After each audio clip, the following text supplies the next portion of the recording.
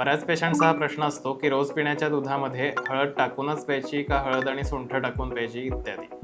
तर मुख्यतः असं आहे की दुधात आपल्याला 4 गोष्टी किंवा 4 मसाले टाकता येतात. त्यांचे वेगवेगळे उपयोग आहेत.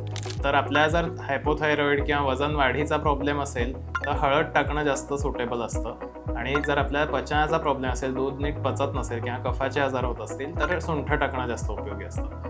बऱ्याच लोकांना मी दोन्ही टाकायला सांगतो. थोड्या थोड्या प्रमाणात दोन्ही टाकून दूध पिणं हे जनरली सगळ्यांना सुटेबल आहे. उरलेल्या 2 गोष्टी ज्या रोज तुम्ही दुधात टाकू शकता, त्याच्यातली पहिली गोष्ट म्हणजे केशर अशी आहे. केशराने दुधाचा पौष्टिक गुण वाढत असतो आणि ॲट द सेम टाईम ते पचायलाही हलकं होत असतं.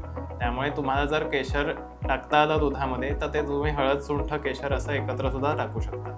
शेवटची गोष्ट, जर दूध पिऊन कोणाला लगेच मोशनला होत असेल, जुलाब होत असतील अशी तक्रार असेल तर दूध हे जायफळ टाकून प्यायला पाहिजे. त्याच्याबरोबर बाकी तक्रारींनुसार उरलेले 3 मसाले सुद्धा तुम्ही इन्क्लूड करू शकता. अशाच आरोग्याच्या टिप्ससाठी फॉलो करा मेधावृत आयुर्वेद.